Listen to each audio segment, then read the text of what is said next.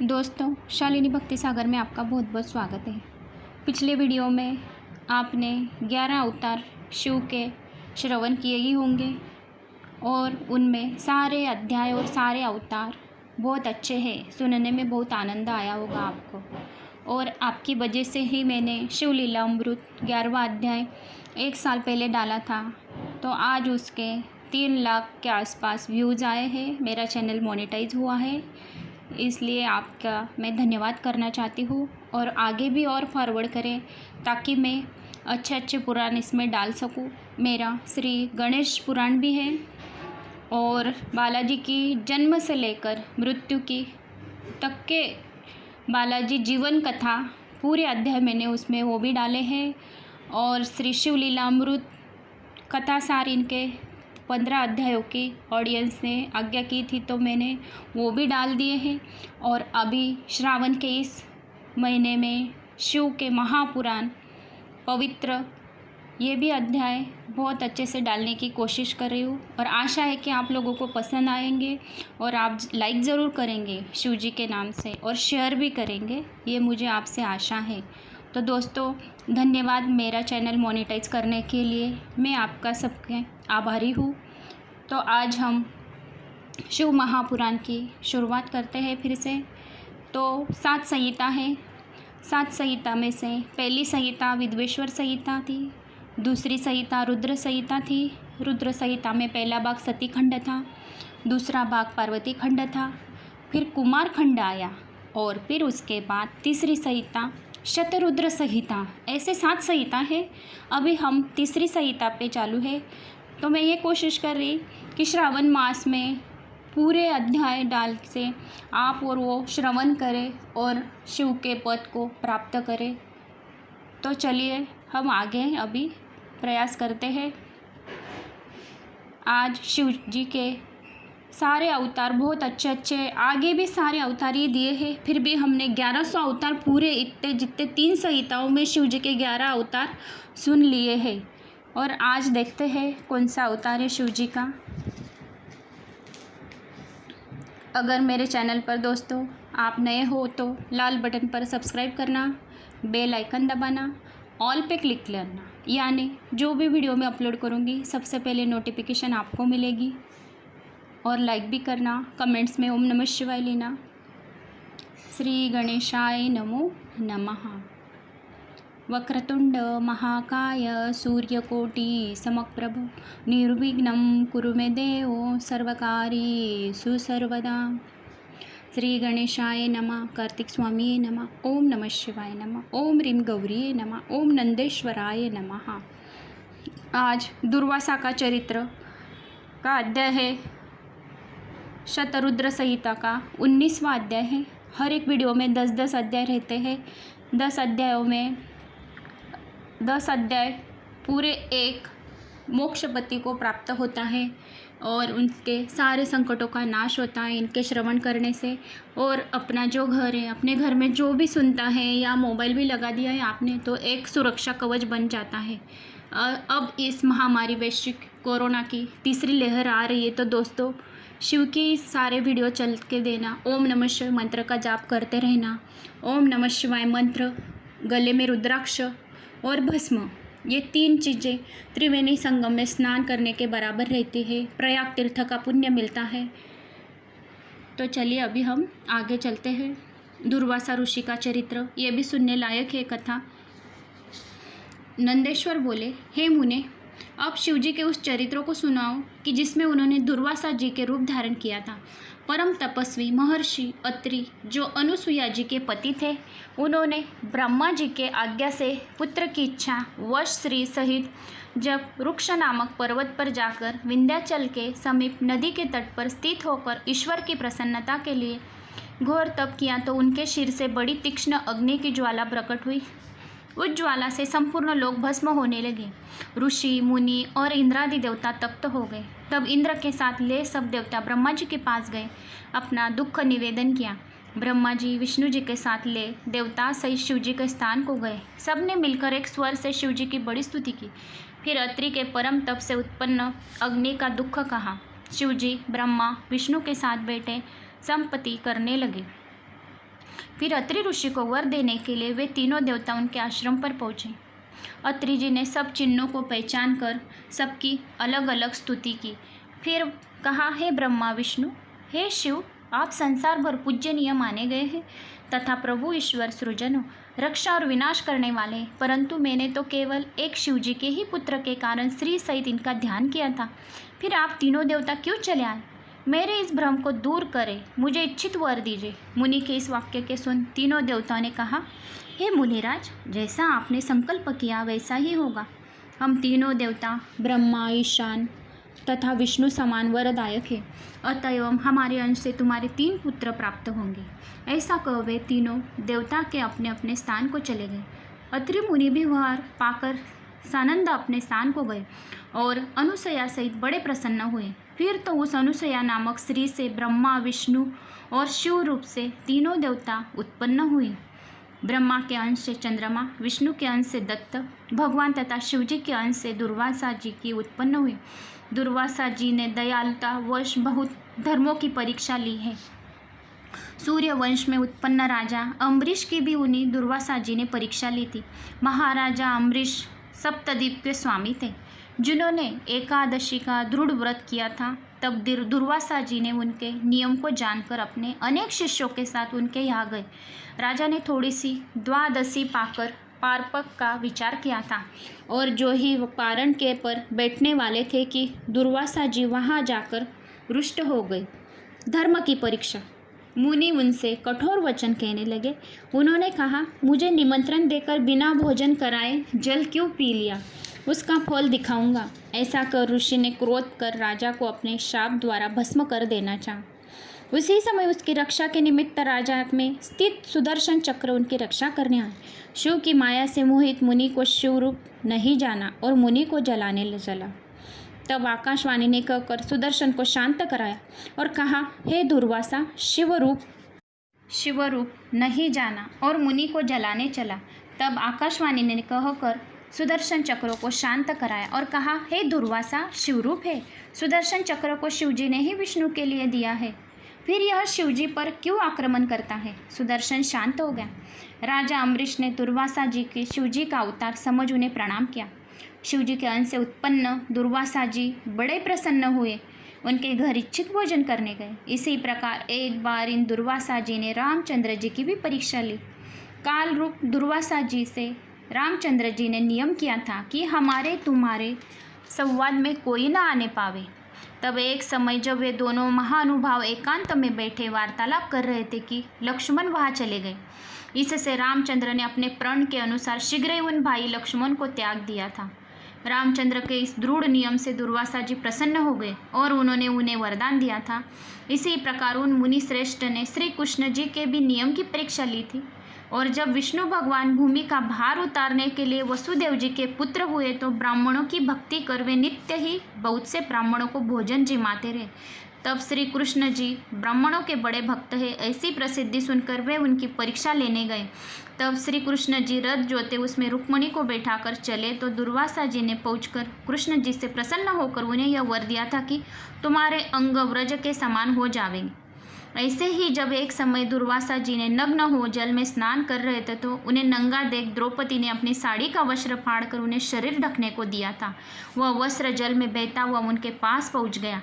दुर्वासा जी ने उसे उठाकर उससे अपना गुप्तांग ढक लिया और द्रौपदी को उस वस्त्र को एक टुकड़े के स्थान पर उनको वस्त्र के बढ़ने का वर दिया था, जिस वरदान से द्रौपदी ने पांडवों को सुखी किया।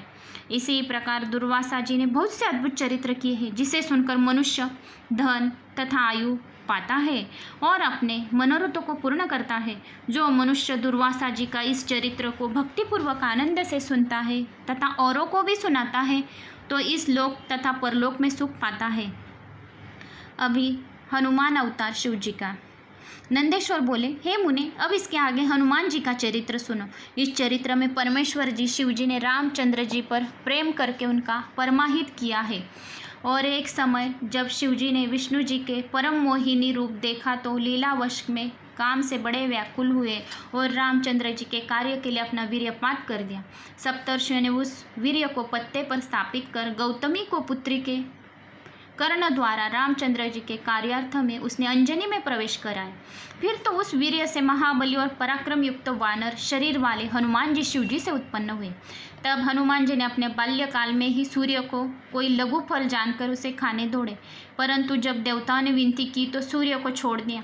देवता और ऋषियों ने उन्हें महाबली शिव का अवतार समझा, बहुत से वरदान दिए। हनुमान जी प्रसन्न हो अपनी माता के पास गए, सब वृत्तांत कहा। फिर बिना यज्ञ ही उन्होंने सूर्य को सब विद्याएं पढ़ी। फिर माता की आज्ञा से सूर्य के अंश से उत्पन्न सुग्रीव से मिले। सुग्रीव अपने बड़े भाई द्वारा अपनी स्त्री के हरण से महान दुखित हो ऋषमुख पर्वत पर रहता था। हनुमान जी ने सुग्रीव के पास रहने लगे, उसके मंत्री हो गए, सब प्रकार उसका हित करने लगे। इधर भारिया जानकी हे हरण के दुखी रामचंद्र अपने भाई लक्ष्मण के साथ वहाँ पहुँचे, उनके साथ उसकी मित्रता हुई। रामचंद्र ने भाई की स्त्री भोगने वाली पापी और अभिमानी बाली नामक वानर राज को मार डाला। फिर उन बंद्रेश्वर हनुमान को वानरों के साथ ले सीता जी को खोज की और यह जाना कि जानकी जी लंका में गई है। तब औरों को तरने से अयोग्य समुद्र को शीघ्र ही लांघकर वहाँ से लंकापुरी को गमन किया। वहाँ जाकर उन्होंने पराक्रम पूर्ण बड़ा ही अद्भुत चरित्र किया।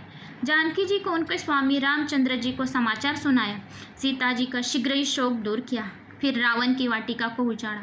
वे राक्षसों को मार जब रामचंद्र के पास लौटे तो रावण को दूतों को ब्रह्मफास द्वारा बांधकर उनकी पूंछ में वज्र लपेट तेल गिरा, उसमें आग लगाई, बहुत सा कष्ट देना चाहा।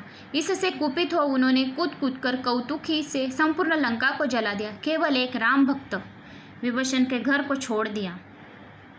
फिर समुद्र के कूद अपनी पूंछ बुझा। शिव के अंश से रामचंद्र जी के पास आए और सीता जी ने तो शिरमणि उन्हें दे दी थी, उसे रामचंद्र जी को दिया। और फिर रामचंद्र जी की आज्ञा से वानरों सहित पर्वतों लाकर समुद्र में पुल बांध रामचंद्र जी के विजया से शिवलिंग की प्रतिष्ठा करवाकर पूजन किया तथा शिवजी से विजय कर ले रामचंद्र ने लंका को घेर लिया। वहाँ वीर हनुमान बहुत से दैत्यों को मारकर रामचंद्र की सेना की रक्षा की तथा शक्ति से घायल लक्ष्मण संजीवनी बूटी लाकर जिलाया। यह सब उनमें महादेव जी का अंश था, जिससे प्रभु हनुमान जी ने लक्ष्मण सहित रामचंद्र को सुखी किया और उनकी रक्षा की। महाबली हनुमान ने कुटुंब सहित रावण को नष्ट किया और परिश्रम रहित वो सब देवताओं को सुख किया। फिर ऐरावण को मार लक्ष्मण सहित राम को लाए तथा रामचंद्र का सब कार्य शीघ्रता से करते रहे। दैत्यों को मारते हुए अनेक लीलाएं की उन्होंने रामचंद्र को सुखी किया।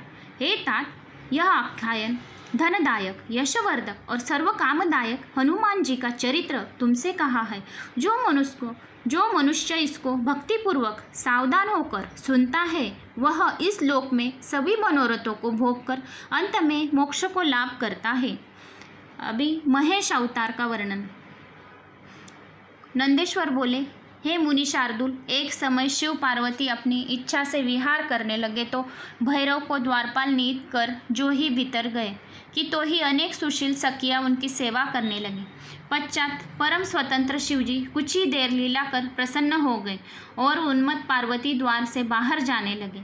द्वार पर भैरव द्वारपाल थे। तब जो ही भैरव की दृष्टि पार्वती जी पर पड़ी कि उनके मन में विकार आ गया और वे पार्वती जी को स्त्री के भाव में देखते हुए उन्हें बाहर जाने लगे। पार्वती जी उनके भाव को समझ गई, उन्हें भैरव पर बड़ा क्रोध आया। फिर तो उन पार्वती ने उस भैरव को शाप दे दिया कि तूने मुझको स्त्री की दृष्टि से देखा है, इसी कारण तू पृथ्वी पर जाकर मनुष्यपन प्राप्त करेगा। पार्वती जी द्वारा भैरव के शापित होने पर वहाँ बड़ा कोलाहल मचा। भैरव को भी इसका बड़ा दुख हुआ। तब अनेक आश्वासन वाक्यों में प्रवीण शिवजी वहाँ आकर भैरव को आश्वासन देने लगे, परंतु देवी का शाप, भैरव शीघ्र ही पृथ्वी पर आकर मनुष्य योनि में वैताल हो गया। इसके पश्चात उनका स्नेह से पार्वती सहित शिवजी ने भी लौकिक गति का आश्रय ले पृथ्वी पर अवतार लीला। अब यहाँ शिवजी का नाम महेश और पार्वती का नाम शारदा हुआ। शिवजी का यह चरित्र धनदायक, सब गुणों को देने वाला है और अंत में मोक्षप्रद का है। वृषभ अवतार वर्णन। नंदेश्वर बोले, ब्रह्मसूत मुनीश्वर, अब शिवजी के उस विशेष अवतार को सुनो जिसमें विष्णु ने गर्वनाश किया है। जब जरा और मृत्यु से व्याकुल हो देवता और दैत्य परस्पर रत्नों को लेने की इच्छा से क्षीर सागर का मंथन करने चले तो समुद्र किसके द्वारा मथा जाए, इस पर विचार हुआ। तब यह आकाशवाणी हुई कि तुम देवता दैत्य अपनी बुद्धि से क्षीर सागर का मंथन करो, तुम्हारा यह कार्य हो जाएगा, इसमें कुछ संदेह नहीं है। इसके लिए तुम मंदराचल को मथानी और वासुकी की रस्सी बनाओ। तब देवता और दानव मिलकर मंदराचल पर्वत को समुद्र में ले जाने के लिए उखाड़ने लगे और अपनी भुजाओं से उखाड़कर उसे क्षीर सागर में ले जाने लगे, परंतु समुद्र में प्रवेश कराने से असमर्थ हुए और उनका बल क्षीण हो गया। मंदराचल देवताओं और दैत्यों के ऊपर पर गिर पड़ा। कितने ही देवता और दैत्य उसमें दब गए। इसके पश्चात सचेत होने पर शिव की स्तुति करने लगे। शिव जी ने उन्हें बल दिया। अब उन्होंने इस पर्वत को उठाकर क्षीर सागर के जल में डाल दिया। फिर वासुकी रस्सी को बनाकर रत्नों के लिए क्षीर सागर का मंथन किया। देवलोक में महेश्वरी भृगु की पुत्री लक्ष्मी निकली। फिर धन्वंतरि वैद्य, चंद्रमा, पारिजात, कल्पवृक्ष, घोड़ा, ऐरावत, हाथी, मदिरा, हरि का धनुष, शंख, कामधेनु, कौस्तुभ मणि तथा अमृत निकला। तब उसके निकलते समय जो उसकी बूंदें बाहर निकली उनसे बहुत सुंदर स्वरूप वाली स्त्रियाँ उत्पन्न हुई। तब उनमें से लक्ष्मी, शंख, कौस्तुभ तथा खड़ग विष्णु जी ने ग्रहण किया और उच्चश्रवा नामक सुलेंदर घोड़े को सूर्य ने लिया। इंद्र ने पारिजात को लिया, कल्पवृक्ष तथा हैरावत हाथी को लिया और भक्त वत्सल शिव जी ने कालकूट विष को अपने कंठ में उतार देव रक्षा के लिए भयभीत चंद्रमा को अपने सिर पर धारण किया। दैत्यों ने रमन करने वाली मदिरा ली और सब मनुष्य ने धन्वंतरि वैद्य को लिया। मुनेश्वरी ने कामधेनु गो का ग्रहण किया तथा वे सब जो सामान्य स्त्रियाँ थी वह सब मोहिनी रूप हो गई। इसके पश्चात अमृत के लिए मलिन चिंता हुई तथा विजय चाहने वाले देवता और राक्षसों में परस्पर घोर संग्राम हुआ और सूर्य के समान तेजस्वी बल आदि दैत्यों ने बलपूर्वक देवताओं को जीतकर अमृत घट को छीन लिया। तब दैत्यों से पारिजात तक देवता शिवजी की शरण में गए और शिवजी की आज्ञा से विष्णु ने मायापूर्वक स्त्री का वेश धारण कर दैत्यों से अमृत छीन देवताओं को पिला दिया। दैत्यों ने उस मोहिनी के निकट जाकर कहा कि हमको भी इस अमृत का पिलाओ।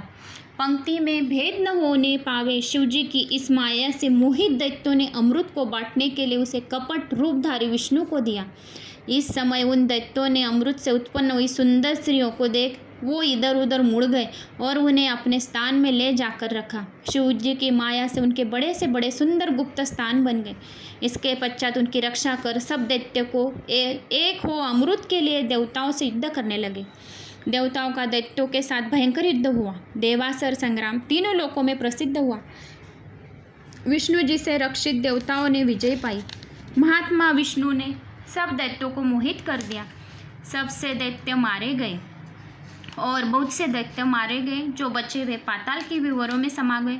विष्णु जी ने भयभीत दैत्यों को हाथ में चक्र ले पाताल में मारने गए। वहाँ उन्होंने दैत्यों द्वारा स्थापित बहुत सी चंद्रमुखी स्त्रियाँ दिखाई पड़ी।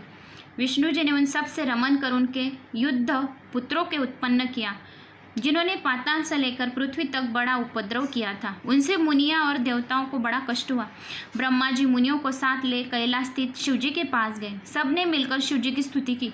उस स्तुति से प्रसन्न हो शिवजी ने वृषभ का रूप धारण कर विष्णु जी को पाताल से लाने की इच्छा की तथा देवताओं को आश्वासित किया। नंदेश्वर बोले, अब शिवजी के वृषभ रूप धारण किए गरजते हुए पाताल से उस विवर से प्रवेश किया। उनकी प्रचंड गर्जना से नगर गिरगश ध्वंस होने लगा। पूर्ववासी व्याकुल हो गए। वृषभ रूपधारी शंकर ने उपद्रवी विष्णु पुत्रों को सामना किया जो धनुष्य बाण लिए सर्वदा संग्राम ही किया चाहते थे। उन वीर विष्णु ने पुत्रों को पुत्र हो शिवजी पर आक्रमण किया। बैल के रूप में रुद्र ने अपनी सिंगों और खुरों से उन्हें मारा। कुपित रुद्र की उस मार से विष्णु के कितने ही पुत्र प्राण रहित और मूर्छित हो गए। यह जानकर विष्णु उस विवर से बाहर निकले। उन्होंने अपने सुतों को मारने वाले वृषभ रूपधारी रुद्र को देखकर उन पर अपने बाणों और दिव्य अस्त्रों का प्रयोग किया, परंतु पर्वत निवासी रुद्र ने उन विष्णु को सब अस्त्रों को काट डाला। तब उन वृषभ रूपधारी शिव को पहचान कर विष्णु जी ने कहा, हे देव महादेव, मैं मूर्ख हूँ जो आपकी माया से मोहित हूँ। आपके साथ युद्ध किया। भला कोई अपने स्वामी से युद्ध करता है? हे प्रभु, मुझ पर कृपा कर मेरे अपराध को क्षमा कीजिए। हे नंदेश्वर बोले, हे मुने। तब विष्णु जी के इन वचन को सुनकर भगवान शंकर ने कहा, तुम तो बड़े बुद्धिमानी हो, फिर सब ज्ञान को भूल मुझसे युद्ध क्यों करने लगे?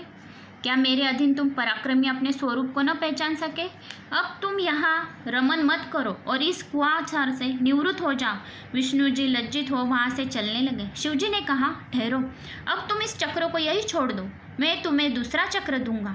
ऐसा कह शिव जी ने अपने तेज से सूर्य के समान दूसरा सुदर्शन चक्र निकाला और विष्णु को दिया। तब विष्णु जी स्वर्ग चले गए। वृषभेश्वर भगवान शंकर भी देवताओं को कार्य कैलाश पर चले गए। विष्णु का मोह दूर हो गया। जो मनुष्य इस वृषभेश्वर अवतार की कथा पढ़ेगा या सुनेगा उसे शत्रु की बाधा नहीं होगी तथा यह पवित्र इतिहास स्वर्गदायक है, भक्तिपूर्वक है, वर्धक है तथा सत्पुरुषों को भक्ति मुक्ति प्रदायक करने वाला है। अभी पिप्पलाद का चरित्र भी बहुत अच्छे है, क्योंकि मैंने पहले शिव पुराण 2-3 बार पढ़ा है, इसलिए मुझे दिक्कत नहीं आ रही पढ़ने में। नंदेश्वर बोले, हे मुने, अब भक्तिपूर्वक पिप्पलाद नामक महेश्वर का परम अवतार सुनो। एक समय जब इंद्रादि देवताओं को वृत्रासुर ने परास्त कर दिया तो उन्होंने अपने सब आयुधों को दधीचि ऋषि को आश्रम में डालकर ब्रह्मलोक की यात्रा की। वहां पहुंच लोक पितामह से उन्होंने अपनी सब वेदनाएं कही। ब्रह्मा जी ने क्षण भर मौन हो विचार कहा कि इसलिए आप लोग महर्षि दधीचि के पास जाकर उनकी आस्थाएं की याचना करो, क्योंकि उन्होंने शिवजी की आराधना कर अपनी हड्डियों को व्रत से कठोर होने का वर प्राप्त किया है। जब उनकी हड्डियां मिल जाएगी तब उनसे व्रज का निर्माण कर वृत्त को मारा जाएगा। नंदेश्वर ने कहा, ब्रह्मा जी, इन वचनों को सुनकर बृहस्पति आगे कर इंद्रादि देवता दधीचि ऋषि को आश्रम पर पहुँचे और सब ने हाथ जोड़कर उन्हें दंडवत प्रणाम किया। तब देवताओं को इस आगमन की अभिप्राय जानकर ऋषि ने अपनी सुवर्चा को आश्रम के भीतर भेज दिया और इंद्र के आगमन का कारण पूछा। इस पर स्वार्थ साधक इंद्र ने अपना अभिप्राय कहा। महर्षि दधीचि ने सोचा, परोपकार से बढ़कर दूसरा धर्म नहीं। उन्होंने शिवजी का ध्यान कर अपना शरीर त्याग दिया। पुष्पों को वर्षा हुई। देवता विस्मित हो गए। इंद्र ने कामधेनु द्वारा शीघ्र ही ऋषि की सब अस्थियां निकलाकर त्वष्टा से उनका अस्त्र बनाने को कहा। त्वष्टा की आज्ञा से विश्वकर्मा ने सुदृढ़ व्रजमय अस्त्र बनाए। शिवजी की आज्ञा से उनकी तेज से वृद्धि को प्राप्त कर उन्हें व्रज लेकर क्रोध होकर वृत्रासुर पर इसका प्रहार किया। जिस प्रकार रुद्र ने काल पर किया था, फिर तो इंद्र ने पूर्णतः सनंद हो गए। उस व्रज से वृत्रासुर की पर्वत पर शिखर की तरह काट डाला। देवताओं ने बड़ा उत्सव किया, पुष्पवृष्टि की। हे तात, प्रसंगवश यह चरित्र तो मैंने तुम्हें सुनाया है। अब शंकर के पिप्पलाद अवतार को सुनो। जब दधीचि पत्नी सुवर्चा अपने पति की आज्ञा से आश्रम के भीतर चली गई तो वहां उन्होंने संपूर्ण गृह के कर्म किए और जब लौटी तो अपने पति को तथा देवताओं को वहां न देख के उन्हें बड़ा आश्चर्य हुआ और साथ ही उन्हें और भी बहुत से अशकुन दिखाई पड़े। ऋषि पत्नी सुवर्चा देवताओं के हृदय को जानकर परम क्रुद्ध हुई और शाप देने लगी। उन्होंने सब देवताओं को पशु होने का शाप दे दिया था। पश्चात चिंता बना उसमें जलने वाली थी। तब शिवजी से प्रेरित आकाशवाणी आश्वासन देते हुए सुवर्चा से कहा, हे प्राज्ञ, तुम ऐसा न करो। मुनीश्वर का तेज तुम्हारे हृदय में विराजमान है, उसको यत्नपूर्वक उत्पन्न करो। इसके पश्चात तुम अपने इस मनोरथ को पूरा करना, परंतु अभी नहीं, क्योंकि सकभरगा श्री अपने शरीर को न जलावे, यह वेद की आज्ञा है। यह सुन सुवर्चा को बड़ा आश्चर्य हुआ। उन्होंने एक पत्थर उठा और अपना गर्भ विदीर्ण कर दिया। उसमें से एक महादिव्य शरीर वाला परम कांतिवान मुनिवर का तेज रूप बालक निकला। वो साक्षात शिवजी थे। मुनि पत्नी इस बालक के अद्भुत तेज को देखकर उसे रुद्र का अवतार समझा। उसकी प्रसन्नता की सीमा न रही। उन्होंने शीघ्र ही प्रणाम कर उस बालक के स्वरूप को अपने हृदय में स्थापित कर लिया। इसके पश्चात पति लोक की इच्छुक सुवर्चा ने हंसकर अपने उस पुत्र से कहा, हे तात, तुम दीर्घकाल तक इस पीपल की मूल में निवास करोगे और सबको सुखदायक बनाओगे और मुझे प्रेम पूर्वक पति लोक में जाने की आज्ञा दो। यहाँ जाकर मैं अपने पति के साथ रुद्र स्वरूपी का अपना ध्यान करूँगी। सुवर्चा के पुत्र से ऐसा कह परम समाधि लगा पति लोक को चली गई। वहाँ जा अपने पति के पास शिवलोक में आनंद शिवजी की सेवा करने लगी।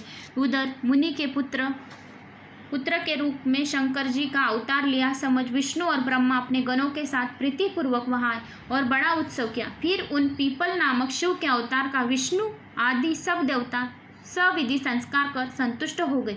ब्रह्मा जी ने उनका नाम संस्कार कर पिप्लाद नाम रखा। इसके पश्चात इंद्रादि सबका देवता ने कहा कि हे देवेश प्रसन्न हो, प्रसन्न हो। ऐसा कह परमोत्सव किया। ब्रह्मा विष्णु आदि सब देवता उनकी आज्ञा लेकर अपने धाम को चले गए। फिर तो महाप्रभु पिप्लाद का लोक हितार्थ कितने ही काल तक उस अश्वत्थ वृक्ष के मूल में तप करते रहे। नंदेश्वर बोले, इस प्रकार पिप्लाद ने संसार में निवास कर धर्म की स्थापना की। तब उस अवस्था में उन्होंने जो लीलाएं की उसे सुनिए। एक दिन पिप्लाद ने मुनि पुष्पभद्रा के नाम के नदी में स्नान कर रहे तो उन्होंने एक मनोहर युवती को देखा जो शिवजी के अंश से पैदा हुई थी। उस देख तत्व प्रवीण मुनि पिप्लाद उस रूप पर मोहित हो गए और उसे प्राप्त करना चाहा। वह राजा अनन्य की कन्या थी। महर्षि पिप्लाद राजा अनरण्य के पास पहुंचे। राजा ने मुनि की यथोचित अर्भना की। ऋषि के राजा से कन्या की याचना की। यह सुन राजा मौन हो गया और तक्षण उसे कहते न बना। पिप्लाद ने कहा, या तो भक्तिपूर्वक कन्या मुझे दो, अन्यथा मैं तुम्हारे सहित सबको भस्म कर दूंगा। राजा ने भयभीत होकर मुनीश्वर को सर्वभूषणांकुत अपनी कन्या की प्रदान की। मुनि उस शिव के अंश से उत्पन्न कन्या से विवाह कर उसके साथ ले अपने आश्रम पहुँचे। वृद्ध तपस्वी अत्यंत सौम्य श्री के साथ आनंद से वास करने लगे। उसका नाम पद्मा था। तब जैसे लक्ष्मी जी विष्णु जी की सेवा में रत रहती है, वैसे ही पद्मा भी मन वचन और कर्म से पति की सेवा में रति रहने लगी। युवती से रमण कर वृद्ध मुनि पिप्लाद युवा हो गए। उन्होंने पद्मा से अपने ही समान 10 पुत्र उत्पन्न किए। ऐसी उन्होंने और भी लीलाएं की है। संसार में किसी से निवारण न होने वाली उन्होंने शनिश्वर की पीड़ा निवृत्त की। उन्होंने वर दिया कि जन्म से लेकर 16 वर्ष तक मनुष्य की और शिव भक्तों को यह बाधा न होगी। यदि इसके विपरीत शनि कहीं पर मनुष्य को पीड़ित करेगा तो भस्म हो जाएगा। हे मुनि, इस प्रकार पिप्लाद मुनि की नर लीला मैंने आपसे कही जो संपूर्ण कर्म फलदायक है। गादी, कौशिक तथा पिप्लाद ने ये 3 महामुनि स्मरण मात्र से ही शनि पीड़ा का नाश करने वाले हैं। जो मनुष्य पद्मा सहित महर्षि पिप्लाद का इस चरित्र को पढ़ता है या सुनता है उसके सभी मनोरथ पूर्ण हो जाते हैं, इसमें संदेह नहीं है। अभी वैश्वनाथ अवतार शिव जी का। नंदेश्वर बोले, हे मुनीश्वर, अब वैश्वनाथ अवतार और वेश्या का चरित्र भोग मोक्षदायक महामनन करू धर चित्त। अब परमात्मा शिव के वैश्वनाथ नामक परम आनंददायक अवतार को सुनिए। पूर्व समय में नंदीग्राम में महानंदा नामक एक बड़ी रूपवती वेश्या रहती थी जो शिव की भक्त थी। ये बड़ी धनवान, ऐश्वर्य युक्त और अनेक उज्ज्वल आभूषणों से युक्त थी। सर्वदा श्रृंगारित रहा करती थी। यह गान विद्या में ऐसी निपुण थी कि इसे देखकर राजा और रानियां हर्षित हुआ करती थी। यह सर्वदा शिवजी के नाम जपने लगी रहती थी। पार्वती सहित शंकर की पूजा करती थी। सर्वदा रुद्राक्ष तथा विभूति धारण करती थी। यह सर्वदा शिवजी की पूजा कर उनका सुंदर यशोगान किया, भक्तिपूर्वक उनके आगे गाया करती थी। एक बंदर और एक मुर्गे की रुद्राक्ष से विभूषित हाथ कर तालियों से शिवजी के आगे नाचती थी और शिवजी की भक्ति में रत सखिया रहती थी, प्रेम पूर्वक हंसती रहती थी। ये महानंदा की कहानी है दोस्तों, जो मेरा फेवरेट वीडियो है शिवलीला अमृत का 11वां अध्याय। ये अध्याय की कहानी शिव पुराण में भी आई है, इसलिए 11वां अध्याय का महत्व बहुत महत्वपूर्ण बताया गया है। इस कोरोना काल में भी वो ही सुरक्षा कवच आपके घरों घरों में पड़ना चाहिए और सुरक्षा कवच बनकर रहेगा, इसमें संदेह बिल्कुल भी नहीं है। यही पुराणों में भी वही अध्याय की कहानी आई है। शिका में रुद्राक्ष बांधे मुर्गा भी बंदर के साथ चतुर नाच नाचता था और दर्शकों का मन प्रसन्न किया करता था। इस प्रकार शिवजी की भक्ति में रत महानंदा कितने ही समय व्यतीत किए। तब एक भक्त में एक दिन शंकर जी वैश्य का रूप धारण कर उसके भाव की परीक्षा लेने आए। उनके हाथ में रत्न जटित एक बड़ा ही सुंदर कंकन था। उसे देख महानंदा मुग्ध हो गई। वैश्य रूपी शिवजी उस मन को लालच को समझ गए। उन्होंने कहा, यदि तुम्हारा मन इस कंकन के लिए लुब्ध हो रहा है तो तुम ही इसका प्रसन्नता से धारण करो, परंतु यह कहो कि इसका मूल्य क्या देगी। वैश्या ने कहा कि मैं एक व्यभिचारिणी वैश्या हूँ, पतिव्रता नहीं। व्यभिचार ही हमारे कुल का परम धर्म है, इसमें कुछ भी संदेह नहीं है। यदि आप यह कंकन मुझे दे दोगे तो मैं 3 दिन और 3 रात आपकी स्त्री रहूंगी। वैश्य ने कहा, हे पतिवल्लभे, तथास्तु, लो यह रत्न कंकन और 3 दिन रात मेरी श्री रहो। इस व्यवहार से सूर्य और चंद्रमा प्रमाण है, परंतु 3 बार सत्य है, ऐसा कहकर मेरे हृदय को स्पर्श करो। वैश्या ने कहा, हे प्रभु, मैं 3 दिन और 3 रात आपकी पत्नी रहकर सहधर्म का पालन करूंगी। यह सत्य है, सत्य है, सत्य है, ऐसा कहकर सूर्य और चंद्रमा की साक्षी बना। नंदा ने प्रीति सहित 3 बार अपने हृदय का स्पर्श किया। वैश्य ने उस कंकन को देखकर रत्नमय लिंग उसके हाथ में दे दिया और कहा, हे कांते, यह रत्न जटित शिव जी का लिंग है, मुझे प्राणों से भी अधिक प्रिय है। तुम सदैव इसकी रक्षा करना और यत्नपूर्वक गुप्त रखना, तब ऐसा ही होगा। यह कहते हुए महानंदा ने उस रत्नमय लिंग को लेकर नाटक के मंडप में रख कर घर में चली गई। फिर रात्रि के समय में उस वेश्या को कोमल गद्दे और तकियों से शोभित पलंग पर ले जाकर आनंद से सो गई। अर्धरात्रि के समय नृत्य मंडप के सहसा एक वाणी उत्पन्न हुई कि हे तात, इस नृत्य भवन में वायु की सहायता से अग्नि प्रज्वलित हो गई। इसके पश्चात नृत्य मंडप जलने लगा। महानंदा ने दौड़कर बंधे हुए बंदर और मुर्गे को छोड़कर दूर भगाया। लिंग खंभ के साथ जलकर टुकड़े टुकड़े हो गए। उसे जला देख वह वैश्य और वेश्या बड़े दुखी हुए। उन्होंने कहा, मेरे प्राणों से भी प्रिय शिवलिंग जल गया, अब मैं रहकर क्या करूँगा। हे भद्रे, तुम अपना भृत्यों से मेरी चिता बनवा दो, मैं अग्नि में प्रवेश कर जाऊँगा। यह ब्रह्मा, विष्णु और महेश भी आकर मना करे तो मैं नहीं मान सकता। वेश्या ने अपने भृत्यों से आज्ञा दी, चिता बनवा दी। परम कौतुकी शिवजी अग्नि की परिक्रमा कर सब मनुष्यों को देखते अग्नि में प्रवेश कर गए। वेश्या विस्मित हो गई, उसे बड़ा खेद हुआ। उसने कहा कि मैं 2-3 दिन उस वेश्या के पास रहने वाली थी, परंतु मेरी थोड़ी सी असावधानी से शिवजी के व्रती वेश्या मर गया। अतएव मैं इसके साथ ही अग्नि में प्रवेश कर जाऊँ, तभी इच्छा है। सत्य से परम गति होती है, सत्य ही स्वर्ग और अपवर्ग देने वाला है, सत्य में ही सब कुछ प्रतिष्ठा है। यह सुन लोगों ने उस प्राण त्यागने के लिए मना किया, परंतु उसने अपना सारा धन ब्राह्मणों को दान कर दिया तथा स्वयं प्रज्वलित अग्नि में कूदने लगी। तब उसी समय अपने चरणों में उसका मन हुआ। देख विश्वात्मा शिव प्रकट होकर उसको अपना मना किया। उस समय त्रिलोचन शिवजी चंद्रकला भूषणधारी करोड़ों सूर्य और चंद्रमा के समान प्रकाश युक्त महानंदा समक्ष अपने दिव्य रूप को प्रकट हुई। तब उन कांतिमय शंकर को देख नंदा स्तब्ध खड़ी रह गई। अत्यंत भयभीत, विहलमना, कंपित तथा मूर्ख सी खड़ी हुई। नंदा के नेत्रों से अश्रु प्रवाह होने लगा। तब उसे धैर्य दे उस पर हाथ रखकर शिवजी ने कहा, मैं तेरी सत्यता और धर्म, धैर्य और निश्चल भक्ति से प्रसन्न हूँ, जो चाहे वर मांगो। वेश्या ने पार्वतीनाथ शंकर से कहा, मुझे न तो भोगों की इच्छा है और न ही स्वर्ग की, मैं तो केवल आपके चरण कमलों की स्पर्श चाहती हूँ। मेरे जितने साथी भृतादि है उनको आपका दर्शन चाहिए। अंत एवं मेरे साथी इन सबको भी आप अपना परम पद को ले चले। शिवजी का एवं अस्तु कहा और उन सबको अपने परम पद को भेज दिया। यह विश्वनाथ अवतार की भक्तों की कथा है, सर्वदा सुखदायक और मोक्षदायक है। अभी है द्विजेश्वर अवतार, सुखदायक, जग में महाद्विजेश्वर अवतार, राज परीक्षा लेने में हित शंभु भय साकार। नंदेश्वर बोले, हे तात, परमात्मा शिव का द्विजेश्वर अवतार सुनो, जो सज्जनों का सुखदायक है और परम कल्याणकारी है।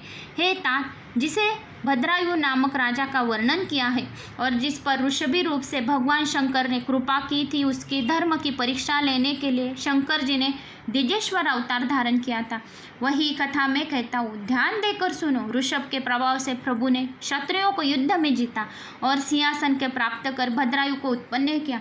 समय आने पर उसने चंद्रागन की पुत्री सिमितिनी की अपनी पत्नी बनाया।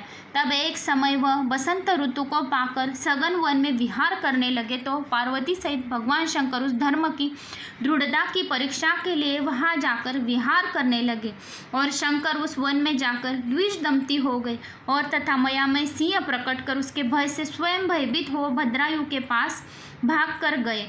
दोस्तों, ये भद्रायु की कथा है। शिवलीला अमृत कथा सार इनका 6वां या 7वें अध्याय में इसका कथन हुआ है और मैंने किया है। अगर आपने श्रवण किया होगा तो ये अध्याय, ये पुराण का वीडियो भी आपको समझ में आ जाएगा। भद्रायु के पास भाग कर गए और कहा कि इस शार्दुल से हमारी रक्षा कीजिए। यह सुनते ही उस नृपतेश्वर ने जो ही धनुष को उठाया और व्याघ्र को मारना चाहा, तो ही उस मायामय सिंह ने झपट कर उस ब्राह्मण स्त्री को खा लिया। वही स्त्री, हे नाथ, हे कांते, हा हा कर शंभु हा जगतगुरु कहती रही। तब तक राजा ने उस सिंह पर तीक्ष्ण बाणों का प्रहार किया, परंतु उससे कुछ भी व्यथा न हुई और वह स्वच्छदानंद उस स्त्री को भाग ले गया। तब व्याघ्र और द्वारा स्त्री अपहरण किए जाने पर ब्राह्मण बार बार रोने लगा और माया से बहुत काल तक ईश्वर ब्राह्मण को रोता ही रहा। फिर राजा ने भद्रायु से बोला, हे राजन, तुम्हारे बड़े बड़े आयुध कहाँ है? तुम्हारे पराक्रम का कहाँ फल है? क्या तुम जंगली जानवरों को घातक भी निवारण करने में असमर्थ हो? दुख से रक्षा करने क्षत्रियों का धर्म है। जब कुलोचित धर्म ही नष्ट हो गया तो जीवित रहने से क्या प्रयोजन है तुम्हारा? धर्मात्मा राजा लोग शरणागतों के अपने प्राणों से और धन से भी रक्षा करते हैं। इसके बिना वह मृतक के समान है। जो दुखी की रक्षा नहीं करता उसका जीवित रहना, उसका मरना ही श्रेष्ठ है। इसी प्रकार यह धनी दान से रहित है, गृहस्थमा उनके भिक्षु से रहना श्रेष्ठ है। कृष्ण अनाथ और दीन की रक्षा न करने से बुद्धिमान को विष खा लेना चाहिए या अग्नि में प्रवेश कर लेना चाहिए। नंदेश्वर बोले, तब इस प्रकार उस ब्राह्मण द्वारा अपने सत्व की निंदा सुनकर राजा शोकाकुल हो गया और अपने दुर्भाग्य के प्रति पश्चाताप करने लगा। उसने कहा, आज परमदवश मेरा पौरुष नष्ट हो गया है। आज मुझे घोर पाप लगा है और हाँ, मेरा कुलोचित धर्म नष्ट होगा। अब मैं इसे मृत श्री वाले शोकाकुल ब्राह्मण के लिए अपने प्रिय प्राणों को त्याग कर इन्हें शोक रहित करूँगा। राजा भद्रायु मन में ऐसा निश्चित कर ब्राह्मण के चरणों में गिर पड़ा और उन्होंने संतोष देने लगा। उसने कहा कि मैं अपनी रानी सहित अपना सब राजपाट अपने चरणों में निछावर करता हूँ। तब तथा इसके अतिरिक्त भी आपकी और जो इच्छा है वह कहिए। ब्राह्मण ने कई बातें कहकर उस राजा से कहा कि मेरी स्त्री नहीं है, तुम अपनी प्रधान स्त्री दे दो। इस पर राजा ने कहा, मैं और तो सब कुछ दे सकता हूँ, परंतु स्त्री नहीं। फिर पर स्त्री सेवन तो घोर पाप है। अन्य पाप तो प्रायश्चित से नष्ट हो जाते, किंतु पर स्त्री उपभोग से अर्जित पाप कदापि नहीं धुल सकता। ब्राह्मणों ने कहा कि अपने तप से ब्रह्म हत्या तथा मदिरा का सेवन रूप घोर पाप भी शांत कर सकता है। फिर पर स्त्री उपभोग तो क्या है? अतएव तुम अपनी स्त्री मुझे दे दो, इसके अतिरिक्त मैं कुछ नहीं चाहता। यदि तुम भयभीतों की रक्षा न करोगे तो अवश्य ही नरक जाओगे।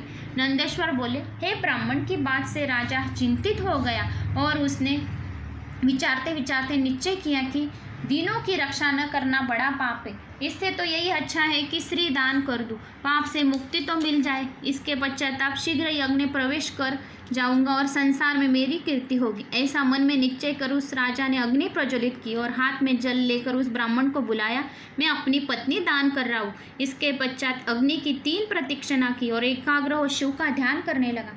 तब अपने चरणों का ध्यान लगाए अग्नि में प्रवेश करने वाले राजा को ऐसी वृत्ति देकर दिजेश्वर रूपधारी शिव जी से न रहा गया और अपने 5 मुख, 3 नेत्र, पिनाक और चंद्रकला धारण किए मध्य कला के काल करोड़ों सूर्य के समान तेजस्वी स्वरूप में उसके राजा के समक्ष प्रकट हो गए और आकाश से फूलों की वर्षा होने लगी। देवताओं के बाजे बजने लगे, अप्सराएं गान करने लगी, नाचने लगी। ब्रह्मा, विष्णु आदि देवता, इंद्र तथा नारादिक मुनीश्वर वहां आकर स्तुति करने लगे। भक्ति को बढ़ाने वाले अपूर्व समारोह हुआ। शिवजी के दर्शन से भद्रायु गदगद वाणी से हाथ जोड़ उनकी स्तुति करने लगा। उसकी स्तुति से सुन पार्वती सहित शंकर जी ने प्रसन्न होकर कहा कि मैं तुम्हारी भक्ति से प्रसन्न हूँ। तुम अपनी स्त्री सहित मुझसे वर मांगो, मैं तुम्हें इच्छित वर दूंगा। मैं परीक्षा के लिए ही यहाँ आया था और जिस वह व्याघ्र उठा लिया वह साक्षात पार्वती देवी थी तथा वह माया का व्याघ्र था जो तुम्हारे बाणों से घायल नहीं हुआ। तुम्हारा धैर्य की परीक्षा के लिए मैंने ही तुम्हारी पत्नी मांगी थी।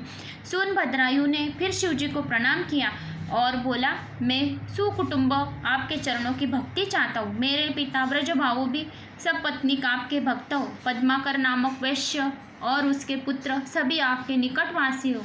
नंदेश्वर कहते हैं कि फिर उसकी रानी ने अपने पिता चंद्रगान को तथा माता सिमितिनी के लिए भी ईश्वर ने निकटता मांगी। भक्तवत्सल भगवान पार्वती पति ने उनको एवं वस्तु कहकर इस प्रकार यथेष्ट वर दिया और तत्क्षण वही अंतर्धान हो गए। महादेव जी के आशीर्वाद से भद्रायु की सारी चिंता छूट गई। वह सिमितिनी सहित भक्ति पूर्वक महादेव जी की पूजा करता हुआ महादेव पद को प्राप्त हुआ। जो मनुष्य इस दिजेश्वर अवतार को पढ़ता है और सुनता है वह शिव पद को प्राप्त होता है, वो कभी धर्मच्युत नहीं होता और परलोक में मुक्ति पाता है। तो दोस्तों, शिवलीला अमृत कथा सार इनमें के 11वां अध्याय की कहानी आई और सिमितिनी के 8वें अध्याय की भद्रायु की कथा है, उनकी भी कहानी शिव पुराण में बोली गई है। तो दोस्तों, अगर आपको मेरी ये वीडियो पसंद आए तो लाइक ज़रूर करना, सब्सक्राइब करना, बेल आइकन ज़रूर दबाना और कमेंट्स में ओम नमः शिवाय लिख। तो जय श्री महाकाल।